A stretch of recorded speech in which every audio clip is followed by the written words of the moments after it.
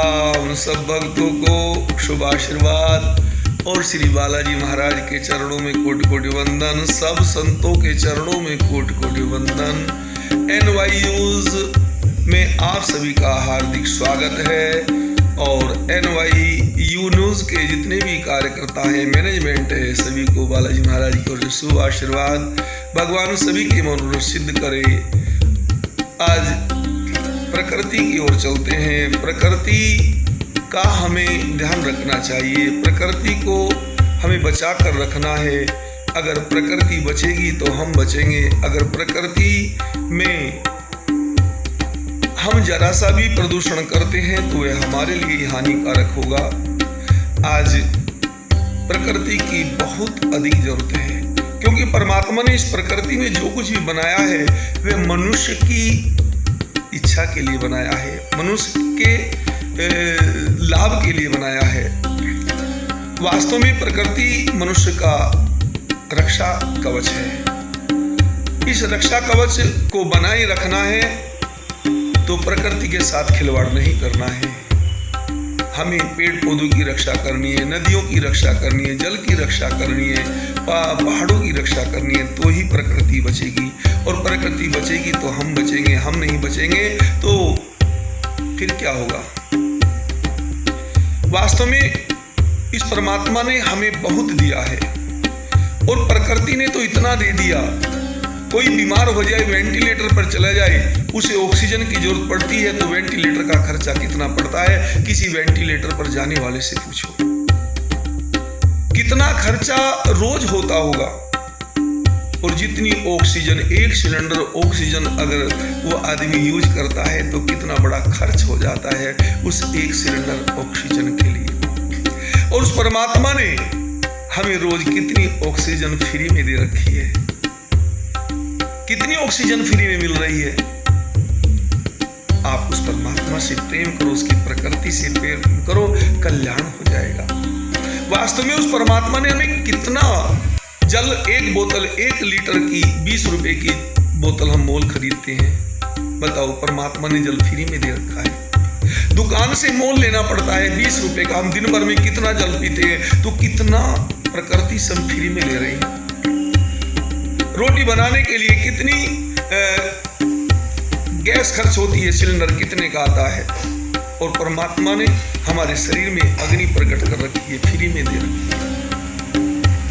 हमें सब कुछ फ्री में मिल रहा है।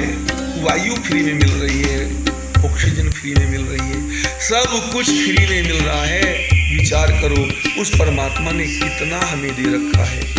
वे परमात्मा बड़ा दयालु है, बड़ा कृपालु है। उस परमात्मा से प्रेम करो। मैं तुम्हें एक कथा सुनाता हूँ। एक संत थे, बहुत घोर तपस्या की। उनकी तपस्या से प्रसन्न होकर भगवान उनके पास आए और बोले, भक्त क्या चाहिए आपको, मैं आपकी क्या सेवा कर सकता हूँ, क्या चाहिए आपको।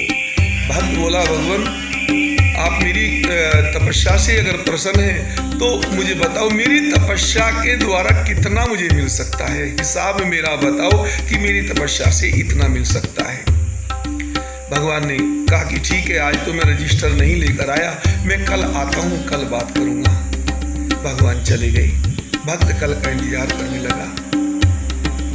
भगवान ने जाने के बाद रात्रि में इतनी गर्मी उस आश्रम में कर दी, इतनी गर्मी कर दी कि वहां के पेड़ जो थे हरे भरे वो भी सूख गए, सब जल सूख गया। प्यास इतनी लग रही है उस संत को, पानी पीता पीता थक गया। जितना भी आश्रम में जल था सारा का सारा खत्म हो गया। चलने की हिम्मत नहीं, शरीर ने साथ छोड़ दिया, क्योंकि शरीर में जब जल नहीं रहता है तो जल बिना प्राण शरीर में नहीं रह पाते। अब उसका गला सूखा पड़ा है, बोला नहीं जा रहा है, चला नहीं जा रहा है। भगवान आए सुबह को। उसे पूरी रात ऐसा लगा जैसे पता नहीं कब का तो बीमार है। बड़ा कठिन रात गुजारना पड़ा। सुबह को भगवान आए, एक बगल में भगवान ने जल का घड़ा और एक हाथ में एक रजिस्टर ले रही। भक्त से आकर बोले, भक्त मैं आ गया, मैं तेरा हिसाब किताब करने आया हूँ, बता क्या चाहिए। तो मैं तेरे हिसाब बताता हूँ, पोथी खोलता हूँ तेरी। भक्त बोला नहीं महाराज, पहले भगवान जल पिलाओ, बाद में हिसाब किताब करना, पहले जल पिलाओ। भगवान बोले मेरे जल की जो कीमत है, तुम्हारे जीवन की मेरे इस एक घड़े जल की कीमत है, जितनी पूरी तपस्या तुमने पूरे जीवन में की है, उतनी जितनी तुम्हारी तपस्या है, उस तपस्या के बदले में एक घड़ा जल मिलेगा। अब भक्त के तो प्राण निकल रहे थे, भगवान दे दो, आधा घड़ा दे दो। भगवान ने आधा घड़ा पिला दिया। अब थोड़ी थोड़ी देर में आधा घड़ा पी गया। अभी हिसाब किताब करने की फुर्सत नहीं है, प्यास फिर लगने लगी है, आधा घड़ा खत्म हो गया।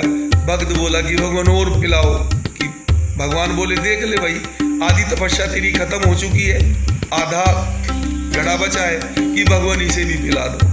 थोड़ी देर में जीवन भर की तपस्या एक घड़े के बदले में उसने दे दी। थोड़ी सी जान में जान आई। भगवान बोले कि भाई अब बता क्या दूं तुझे, तेरी तपस्या तो जो जितनी तूने तपस्या की थी वो तो तूने खरीद ली जल के बदले। अब क्या, अब तो भक्त ज्ञान हो गया, भक्त को अहंकार टूट गया, चरणों में पड़ गया, भगवान मुझे क्षमा कर दो, क्षमा कर दो। कहने का मतलब है, इस कथा का जो सारांश है वो ये है, भावार्थ कि आप प्रकृति से बहुत कुछ फ्री में ले रहे हो। प्रकृति का ध्यान करो, प्रकृति में कोई भी प्रदूषण नहीं होना चाहिए। प्रकृति से प्रेम करोगे तो आपका कल्याण होगा। जय श्री राम, जय श्री राम, जय श्री राम।